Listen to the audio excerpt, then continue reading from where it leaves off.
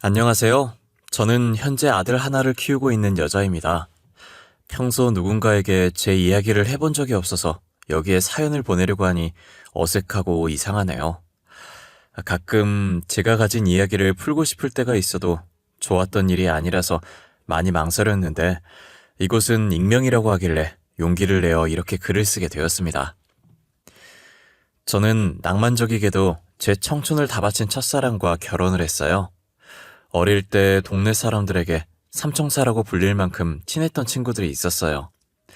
동네가 좁아서 삼총사 모르면 간첩이라고 할 정도로 모두가 저희를 알고 있었고 저희 부모님들끼리도 잘 알고 지냈었어요. 누군가 별난 장난을 친다고 하면 범인은 다 저희였어요. 유치원생 때부터 붙어 다녀서 서로에 대해 모르는 것이 하나도 없었어요. 단 연애 관련된 것만 빼고요. 서로 몸에 점이 어디 있는지까지 알고 있는 저희지만 연애에 관련된 건 서로 터치하지 않기로 했거든요. 저는 그 아이들을 빼놓고 추억을 회상하라고 하면 회상할 수 있는 추억이 하나도 없을 만큼 성인이 될 때까지도 그들과 매일 같이 붙어 다녔어요. 삼총사 중에서 청일점이었던 남자애가 있었는데 제가 그 아이를 중학생 때부터 혼자 짝사랑해왔어요. 저희가 여자 2명에 남자 1명으로 구성된 조합이었거든요. 여자애는 다른 반이었고 저와 남자애가 같은 반이 자주 됐었고요. 남자애는 제가 준비물을 안 가지고 오면 자기 것을 저에게 주고 저 대신 선생님께 혼나곤 했어요. 조별 모임 할 때도 힘든 것들은 자기가 하고 쉬운 것들은 저 보고 하라고 했었죠. 어렸을 때부터 남을 배려하던 애라 처음엔 별 생각이 없었는데 중학생 때 사춘기가 오기 시작하면서 저도 모르게 남자애에게 특별한 감정이 생기기 시작하더라고요. 분명 평상시와 똑같은데 더 잘생겨 보이고 괜히 설레서 심장이 뛰고 그러는 거예요. 목소리까지 변성기가 와서 중저음이 된 게 멋있고 저도 왜 이러는지 모르겠더라고요. 다른 여자애랑 있는 모습이 보이면 괜히 질투도 나고 그랬어요. 인정하기 싫었지만 제가 그 아이를 짝사랑하게 됐다는 사실을 인정해야만 했어요. 그래야 그 아이를 마음껏 질투하고 마음껏 사랑할 수 있으니까요. 티 안 내려고 했는데 그 아이에 대한 마음을 인정하고 난 뒤로는 제 감정이 제어가 안 되고 사소한 것 하나에도 신경 쓰여서 그 아이에게 툴툴거리고 집에 와서 괜히 울게 되더라고요. 저는 그 아이 때문에 심란해 죽겠는데 그 아이는 자유로운 모습을 보니 괜히 짜증나서 울었어요. 제 마음을 아는지 모르는지 그 아이는 해맑은 목소리로 저희 집에 전화했더라고요. 어머니한텐 없다고 하라고 했는데 이미 있다고 했다며 나오라는 거예요. 저는 괜히 쿵쿵거리면서 거실에 나가서 전화를 받았어요. 야, 이주연 뭐하냐? 너 지금 하는 거 없지? 잠시 나와봐 줄 거 있어. 오늘 아니면 안 줄 거니까 나오는 게 좋을 거다. 아, 싫어. 그냥 내일 줘. 나 지금 나갈 기분 아니란 말이야. 나갈 꼴도 아니고. 그러니까 좋은 말 할 때 내일 학교에서 줘라. 알겠냐? 우리가 언제 기분이나 모양새 생각하고 만났냐? 쓸데없는 핑계대지 말고 빨리 나와. 난 니네 집 근처야. 참고로 이거 너가 엄청 좋아하는 거야. 끊는다. 전화 받을 때 툴툴거리긴 했지만 저는 전화를 끊자마자 방으로 뛰어가 짧은 시간에 옷을 갈아입은 후 얼굴 상태까지 확인하고 급하게 집을 나왔어요. 괜히 들뜬 티 안 내려고 근처에 와서 숨을 고른 뒤에 천천히 그 아이에게 다가갔어요. 이 시간에 왜 불렀냐? 뭐 그렇게 대단한 거 주려고 부른 거야? 빨리 줘. 나 집에 가야 되니까.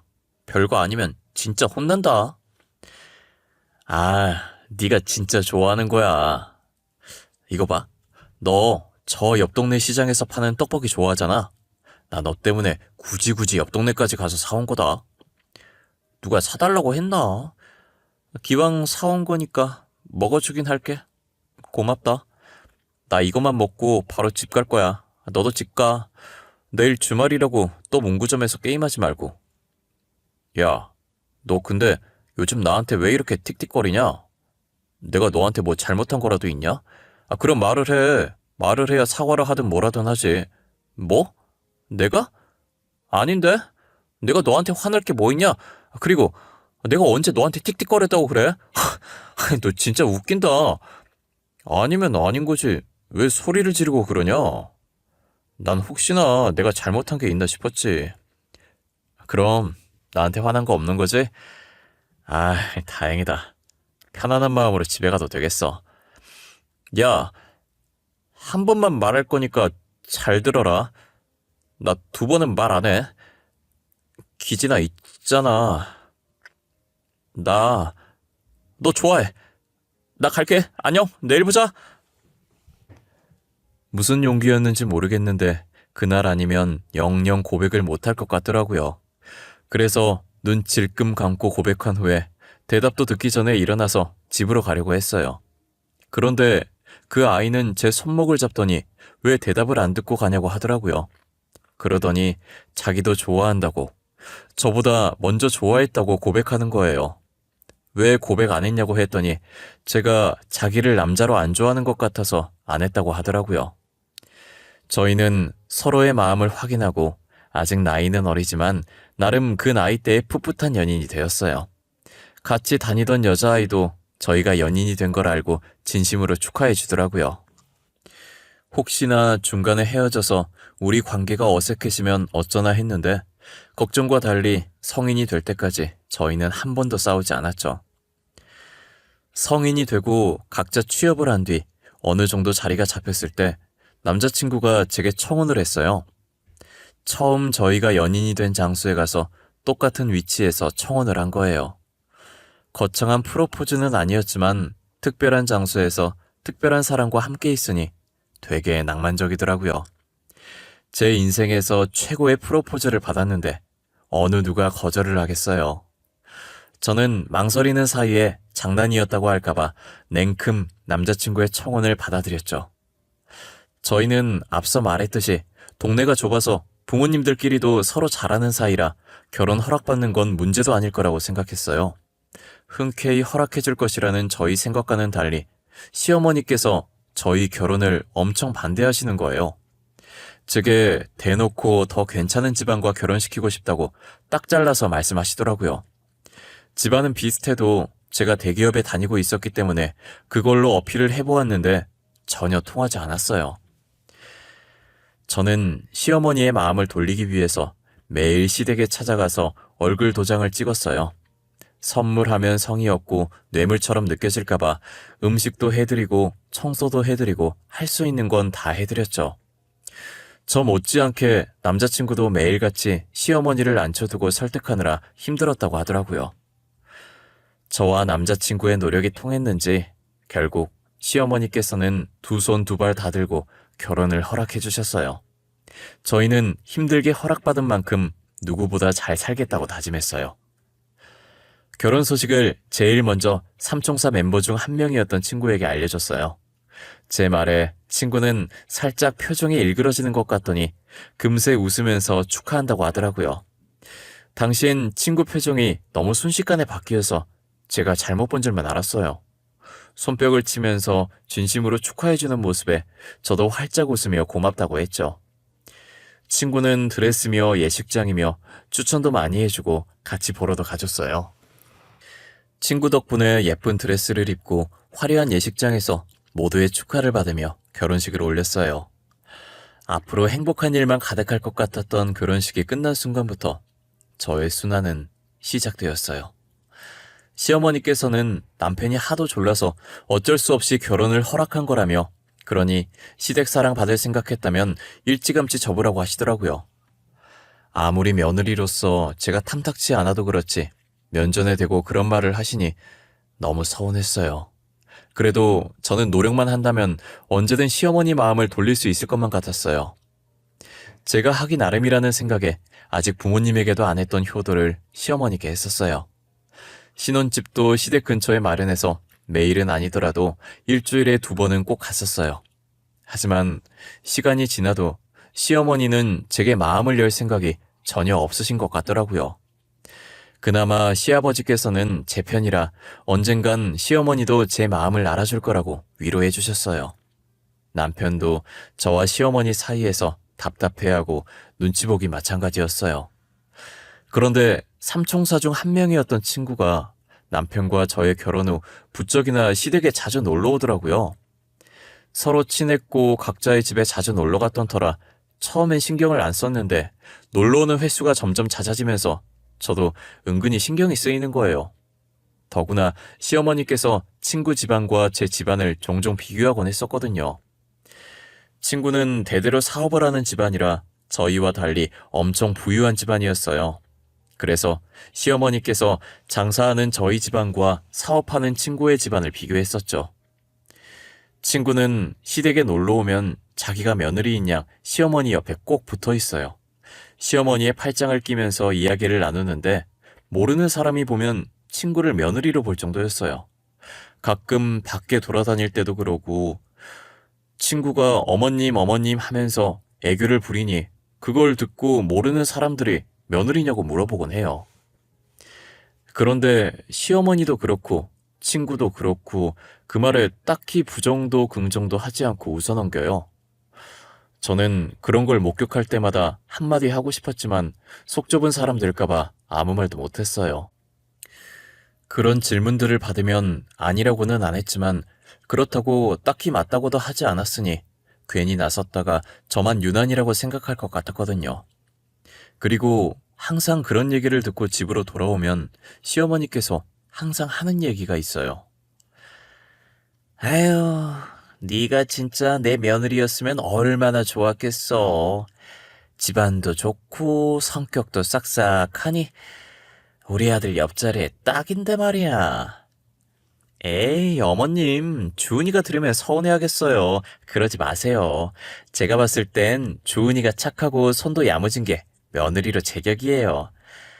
시은아, 근데 나도 너가 우리 기진이랑 결혼할 줄 알았어. 둘이 되게 잘 어울렸잖아. 아, 진짜 기진이랑 결혼할 줄은 꿈에도 몰랐는데. 사귄다고 했을 때도 저러고 말 줄 알았어. 아유, 그러게나 말이다. 나도 둘이 만난다고 했을 때 소꿉놀이처럼 잠깐 만날 줄 알았지? 결혼하겠다고 할 줄은 몰랐다니까. 우리 아들은, 에휴, 보는 눈이 너무 없어. 아, 다들 그만하세요. 주은이 앞에서 무슨 말을 하시는 거예요, 정말. 주은아, 어머님이랑 지연이가 괜히 이러는 거야. 결혼시키고 나서 서운하니까. 우리 밖에 나가자. 남편에게는 쌍둥이 여동생이 있었는데 시어머니랑 합세해서 제게 비아냥거리는 게 일상이었어요. 친구만 집에 안 오면 비교 안 당할 텐데 친구는 맨날 이런 모습 보면서도 시댁에 계속 놀러 오고 시어머니와 신우가 저를 무시하면 저런 식으로 달래면서 밖으로 데리고 나가요. 혼내는 시어머니보다 말리는 신우가 더 밉다고 저는 그런 친구가 너무 밉더라고요. 그래도 제 기분을 풀어줬던 건 그 친구뿐이라 한편으로는 고맙기도 했어요. 친구는 아이 가지면 시어머니께서 마음을 돌리실 거라고 아이를 가져보는 게 어떠냐고 하는 거예요. 저는 친구의 말을 곱씹어 생각해봤는데 물론 자기 핏줄이 생기면 시어머니께서도 좋아하시겠지만 임신이라는 게 제가 당장 임신하고 싶다고 해서 바로 할 수 있는 게 아니잖아요. 저와 남편도 시어머니 마음을 돌리는 데에는 손자밖에 답이 없을 것 같다는 생각이 들어서 반년을 노력했는데도 임신이 되지 않았어요. 포기해야 하나 싶었을 때쯤 속이 울렁거리고 계속 잠이 쏟아지는 게 혹시나 하는 마음에 병원에 가서 검사를 받아보니 임신이라는 거예요. 임신 소식을 알리니 시어머니께서도 엄청 좋아하고 고생 많았다고 안아주시더라고요. 처음으로 느껴보는 시어머니의 따뜻한 품에 저도 모르게 눈물이 났어요. 시어머니께서는 혹시나 아이가 떨어질까 노심초사하시며 저를 챙기셨어요. 거기다 아들이라는 소식에 저를 업고 다니고 싶을 정도로 좋다며 소리 지르시더라고요. 그런 시어머니의 모습을 보고 남편과 저는 아이가 뱃속에서부터 효자라고 웃음이 끊이질 않았어요. 저희는 이제 됐다고 아들 덕분에 앞으로는 행복한 일들만 있을 거라고 생각했어요. 이 기쁜 소식을 친구에게도 알렸는데 친구 표정이 점점 일그러지더라고요. 너무 안 좋아 보여서 왜 그러냐고 했더니 친구는 아무것도 아니라고 개인적인 일 때문에 기분이 안 좋다고 하길래 그런 줄만 알았어요. 저는 시어머니의 보살핌을 받으며 아들이 태어나기만을 기다리고 있었어요. 하지만 평화는 잠시였고 얼마 지나지 않아서 시어머니와 신우는 제 임신을 부정하기 시작하는 거예요. 주은이 너 여기 와서 앉아봐라. 내가 묻는 말에 솔직하게 말해야 한다. 알겠니? 네 뱃속에 있는 아이 말이야. 그 아이 우리 기진이 아이가 맞는 거니? 어머님, 뜬금없이 그게 무슨 말씀이세요? 당연히 저희 남편 아이죠. 혹시 제 아이가 다른 사람 아이라고 의심하시는 거예요? 의심할 수밖에 없지. 아니, 의심이 아니라 확실한 증거로 확인받으려는 거지. 자, 여기 사진. 네가 이러고 다니는데 우리가 어떻게 믿어? 다른 남자랑 저렇게 다정하게 있는데 말이야. 아가씨, 이건 길 가다가 모르는 사람이 길 물어봐서 가르쳐주고 있었던 거예요. 누가 이 사진을 줬는지 모르겠지만 저 만나는 사람 없어요. 결혼하고 친구도 잘 못 만나요. 고작 길 가르쳐주는데 저렇게 연인 마냥 다정하게 있다고? 말이 되는 소리를 해. 그럼 이 사진이 조작되었단 말이야? 각도가 그렇게 나온 거예요. 제 말을 믿어주세요. 진짜예요. 저 정말 회사랑 집밖에 안 다녀요. 그리고 항상 남편이랑 붙어 있는데 제가 누굴 만나요? 시어머니와 신우는 제가 바람을 피워서 다른 남자 아이를 가졌다는 말도 안 되는 상상을 하시더라고요. 사진을 도대체 누가 준 건지 모르겠는데 저는 정말 모르는 사람이 길 묻길래 가르쳐 준 것밖에 없었어요. 제가 아무리 해명을 해도 바람 피운 거라면서 그 남자 애라고 우기는 거예요. 진짜 돌아버릴 것 같은 노릇이라 말이 안 나왔는데 남편이 뭐 하는 짓이냐고 막아줘서 일단락이 됐어요. 시어머니와 신우는 아이를 낳을 때까지도 의심의 눈초리로 저를 쳐다보더라고요. 저는 혹시나 또 괜한 꼬투리 잡힐까봐 더더욱 밖에 안 나갔어요. 그렇게 무사히 아들을 낳았고 아들의 얼굴이 남편과 시아버지를 똑 닮았더라고요. 누가 봐도 저희 아들은 남편의 아들임이 틀림없다는 게 증명이 된 거죠. 시어머니와 신우는 친가를 쏙 빼닮은 아들의 얼굴에 우길 말이 없어서 머뭇거리더니 이젠 하다 시아버지와 제 사이를 의심하기 시작하더라고요. 예, 얼굴이 우리 남편이랑 똑같이 생겼어. 지연아, 이것 좀 봐봐라. 네 아빠랑 똑같이 생겼지 않니? 아니 왜 손자가 우리 남편을 닮아? 엄마, 진짜 우리 아빠랑 똑같이 생겼어. 우리 아빠 애라고 해도 믿겠는데? 새언니, 설마 아니지? 우리 아빠애면 진짜 막장인 거 알지? 어머님 아가씨, 지금 무슨 말을 하시는 거예요? 이젠 하다 시아버지와 저를 의심하세요? 저번부터 진짜 저한테 왜 그러세요? 그렇게 못 믿겠으면 유전자 검사 해보면 될 거 아니에요. 엄마랑 지연이 둘 다 진짜 왜 그래? 주은이를 왜 이렇게 괴롭혀? 사람을 왜 못 살게 구냐고? 주은이가 엄마랑 너한테 뭐 잘못한 거 있어? 아니잖아. 근데 도대체 왜 그러는데? 남편도 시아버지와 저를 엮는 시어머니와 신우가 어처구니 없었는지 결국 한 소리하고 그 둘을 병실에서 쫓아내버렸어요. 남편의 얼굴엔 속상함과 미안함이 가득 차 있더라고요. 그런 남편에게 괜찮으니 너무 속상해하지 말라고 살짝 웃어 보였어요. 저는 산후조리원에서 몸조리를 마치고 아들과 함께 집으로 돌아왔어요. 혹시나 또 터무니없는 말을 하실까봐 남편과 아들의 유전자 검사 결과지를 들고 갔어요. 시어머니와 신우는 99.99%로 남편과 아들의 친자 관계가 일치한다는 글을 보고 입을 닫더라고요. 그러더니 언제 그랬냐는 듯 활짝 웃으면서 저희 아들을 늘 품에 안고 계셨어요.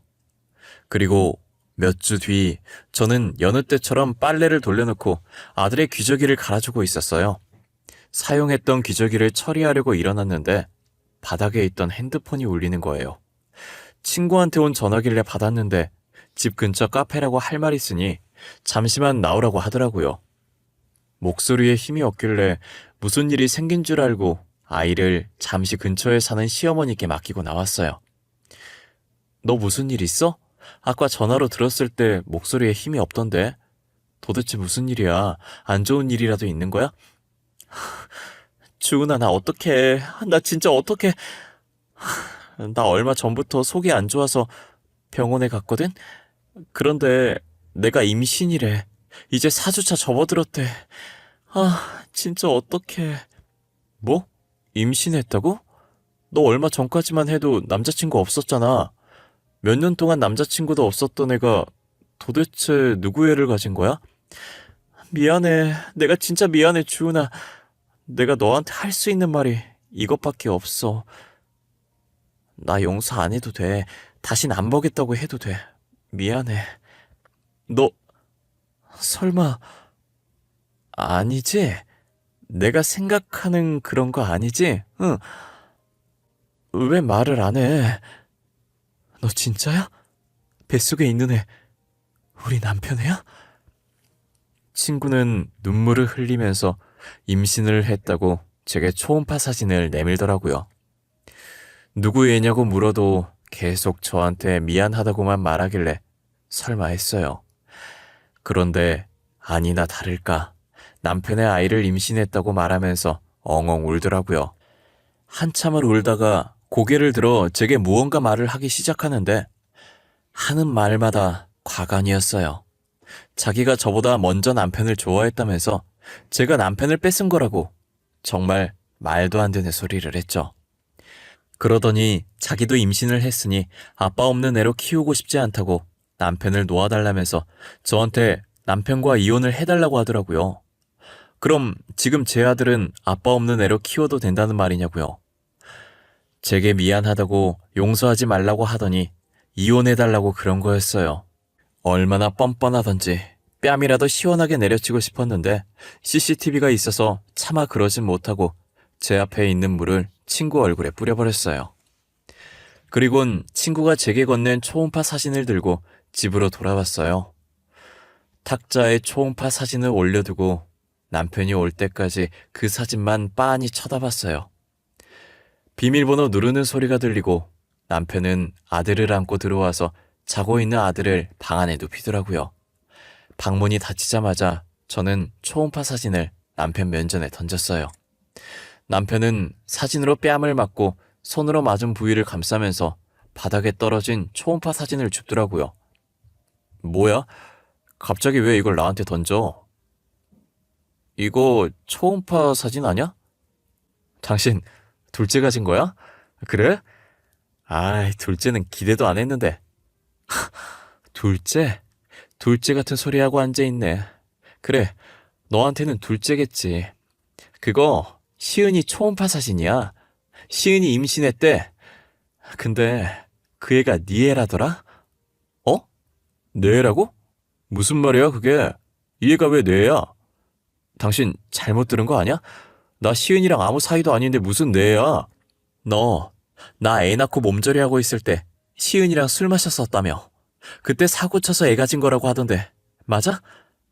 아니야. 엄마랑 동생이 너한테 하는 행동 때문에 속상해서 시은이 만나서 술 먹은 건 사실이야. 맞는데 근데 아무 일도 없었어. 너가 생각하는 그런 일 진짜 없었어. 그럼 그때 일 기억나? 당신 얼마나 마셨고 어떻게 집었는지 다 기억해? 하나도 빠짐없이 다 기억하고 있냐고. 아니, 필름이 끊겨서 어떻게 집에 왔는지는 잘 기억 안 나. 저는 더 이상 남편의 말을 들을 가치가 없어서 남편 짐을 싸서 쫓아냈어요. 남편은 갈 곳 없어서 시댁으로 갔고 시어머니께서도 친구의 임신 소식을 들은 건지 제게 전화를 하셔서 이왕 이렇게 된 거 이혼하라고 하더라고요. 저는 아빠 없는 애로 키우라고 하라고 절대 이혼 안 해줄 거라고 하면서 전화를 끊어버렸어요. 저한테 이득이 하나도 없는데 도대체 제가 누구 좋으라고 이혼을 하나요? 엎친 데 덮친 격으로 시아버지께서는 모든 걸 듣고 충격받아서 쓰러지신 거예요. 그동안 몰랐는데 시아버지께서는 약간의 치매기가 있으셨고 이번 일로 인해 충격을 너무 심하게 받아 진행 속도가 빨라졌다고 하더라고요. 결국은 요양원에서 병수발을 들어야 할 정도로 치매가 많이 진행된 상황이었어요.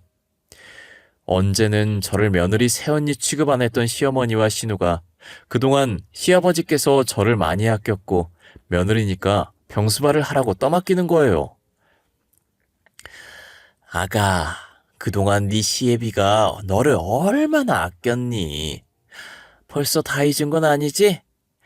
며느리로서 네가 시애비 병수발 좀 들어야겠다. 그래, 아빠가 새언니 진짜 많이 아꼈잖아. 그건 언니가 더 잘 알고 있지? 아마 아빠는 우리보다 언니가 보살펴주는 걸 더 좋아할 거야. 이때까지 한 번도 저를 며느리 새언니 취급 안 해주더니 시아버지 아프시다니까 며느리로 인정해 주시는 거예요? 아이, 그게 무슨 소리니? 우린 너한테 이혼하라고 몇 번이나 말했다. 근데 이혼 안 한 건 너야. 법적으로는 아직 네가 며느리니 며느리가 시아버지 모시는 건 당연한 거 아니니? 아, 그러세요? 그럼 지금이라도 아드님이랑 이혼해드릴게요. 이혼해드릴 테니까 시은이 데려다가 병수발 시키세요.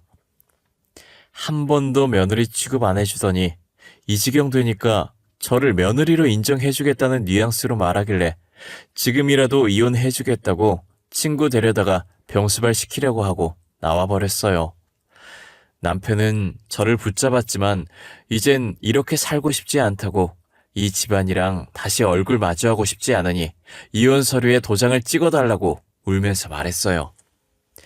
남편도 그동안 제가 당해왔던 것들이 생각났는지 더 이상 저를 붙잡지 않았고 도장을 찍어줬어요. 저는 그렇게 남편과 이혼했고 아들의 양육권도 가지고 왔어요. 그래도 전 남편 잘못으로 이혼하는 게 아니니까 아들이 보고 싶다고 하면 언제든 만나게 해주었어요. 아무 생각 없이 아들을 만나게 해줬었는데 문득 친구가 생각나더라고요. 너 근데 이렇게 우리 집 들락날락 거려도 돼? 시은이가 뭐라 안 해? 그리고 시은이랑은 언제 결혼하려고? 배 불러오기 전에 식 올려야지. 아, 애 낳고 결혼식 올릴 거야? 애는 무슨 애야. 걔 임신한 거 거짓말이야. 너한테 열등감 있어서 거짓말 친 거래. 걔도 진짜 웃긴다. 우리가 함께한 세월이 얼만데 그 난리를 친 거지?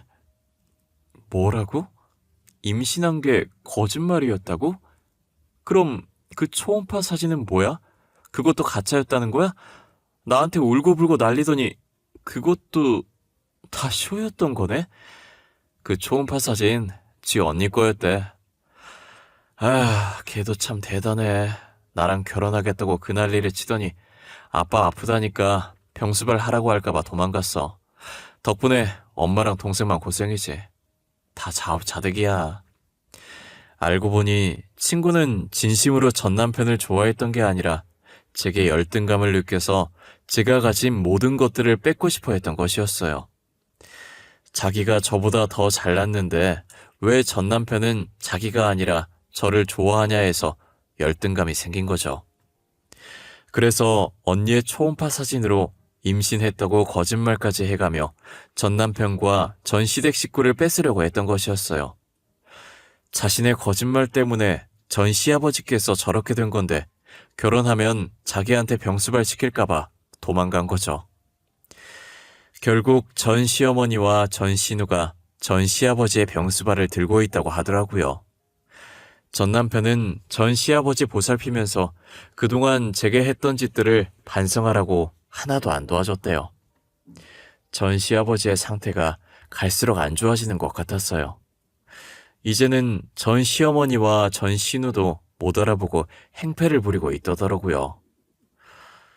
제게 못살게 굴었던 기억만 간직하고 계신 건지 전 시어머니만 보면 고향 것이라면서 머리채를 잡으신대요. 그러면 전 시어머니는 머리채 잡힌 상태로 울고 전 시누는 전 시아버지 손을 때리고 난리래요. 전 시누가 자꾸 자기 손 때려고 하자 다른 손으로 전 시누 머리채를 잡아챈다고 하시더라고요. 결국은 간호사가 말려서 전 시아버지를 떼어놓으면 전 시어머니와 전 시누는 머리가 산발이 된 채로 운대요. 전 남편이 말해주는데 모든 상황들이 머릿속에서 상상이 가서 너무 웃기더라고요. 전 남편이 앞에 있다는 걸 까먹고 저도 모르게 엄청 웃다가 전 남편이랑 눈이 마주치면 미안하다고 했어요. 전 남편은 자기도 실제로 보면 웃겨서 웃는다고 괜찮으니까 저보고도 웃고 싶으면 웃으라고 하더라고요. 저는 전 남편과 친구처럼 지내면서 아들 때문에 아무 감정 없이 자주 만나고 있어요. 오히려 이혼하고 만나니까 더 편한 느낌이었어요. 전 남편은 다시 저와 잘해보고 싶은 생각인 것 같은데 저는 아직 그럴 마음이 없어요. 사실 전 남편이 제게 잘못한 건 없어서 전 시댁 식구와 연을 끊는다고 하면 생각해 볼 만한데 그렇다고 제가 핏줄과 연을 끊으라고 강요할 순 없잖아요. 그래서 둘 다 재결합 얘기는 꺼내지 않고 아들 핑계 대면서 얼굴 마주하고 있는 것 같아요. 가끔은 연애하던 시절로 돌아간 기분이고 그래요. 제 사연은 여기까지입니다. 남의 꽃은 탐내는 게 아니라는 말이 있잖아요. 이 글을 쓰면서 제 결혼 생활을 망친 친구 생각이 참 많이 나네요.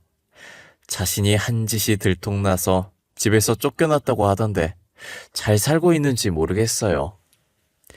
여러분들도 살면서 한 번쯤은 남의 것을 탐낸 적이 있을 거예요. 그렇다고 제 친구처럼 남의 것을 뺏으려고 애쓰진 않았으면 좋겠어요. 어떻게든 다 자기 업으로 돌아가기 마련이거든요. 지금처럼 자신에게 주어진 것들에 최선을 다했으면 좋겠습니다. 저도 그렇게 살아가려고 노력할 것이고요. 지금까지 제 사연 들어주셔서 감사하고 여러분들의 앞길엔 늘 좋은 일만 가득하시길 바라겠습니다. 감사합니다.